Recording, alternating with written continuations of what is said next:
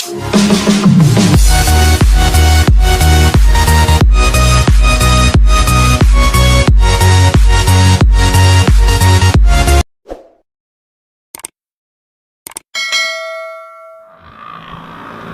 paps and moms, may pupuntahan nga pala ako sa Quezon, North Caloocan pala, sorry, North Caloocan, para pagawa ko ang aking ilaw. Papadagdag ako. So stay tuned lang sa aking YouTube channel, then watch. 3 hours later.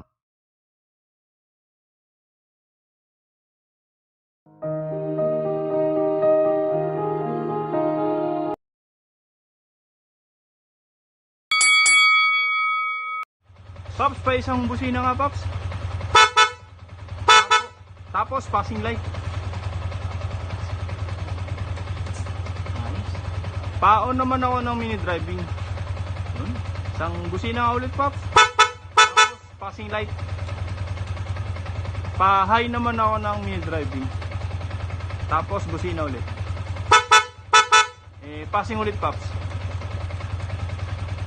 Okay na, Pops. Salamat.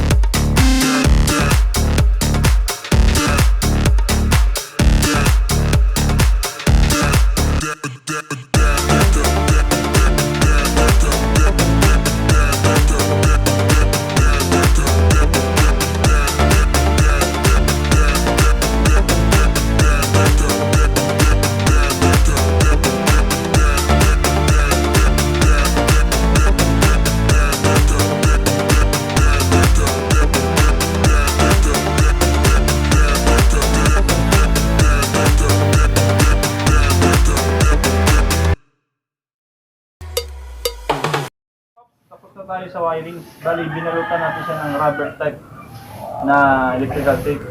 O nga pala, dalawa yung ginagamit ko na electrical tape. Yung isa, vinyl type, which is nakikita dito sa mga hardware. Ito naman, ito yung ginagamit ng Honda tsaka ng Yamaha pang harness. Kinaganda kasi nito, pag ito nainitan, nagta-type. Ito, ganun din naman, kaso ang difference ito, makapal siya. So pag ginamit natin sa harness, minsan naglo-loose siya, bumubuka kasi medyo makapal. Itong vinyl type, ito rubber type. Yan. Ang purpose naman yan, kaya binalutan natin kasi alam naman natin ang wire, no? Pag yan initan, nagbibitak-bitak, tapos lalabas yung tanso. Kapag lumiligo-ligo, nagbibitak. Ngayon, pag dumikit yan dito sa chassis natin, pwede kang tumirik, pwede pumutok yung mga fuse nyo. Yun lang. Dapat laging nakabalot yung mga wire. Ito, mga abang na to, kaya wala pang balot. Yun lang mga paps. A few moments later. Paps, ito na yung horn mo. Bali, hinina ko na siya para iwas tayo sa mga loose connection. Kasi kadalasan doon nag-umpisa yung mga minsan nawawala ko ng busina kasi natanggal yung terminal. ng mga socket. Kaya ako, hinihina ko talaga para in case na kahit mag-vibrate siya, hindi siya maalog, hindi siya maglulus. At the same time, kahit nag-drive ka, syempre safety ka. Pangit naman kung wala ka ng busina. Yun. Tapos lalagyan ko siya ng singable tube. Ito, ang purpose naman ito para ma-insulate yung terminal ng busina mo. Sakaling madikit na sa chassis, hindi agad-agad magko-contact. Tapos mamaya babalutan pa natin to.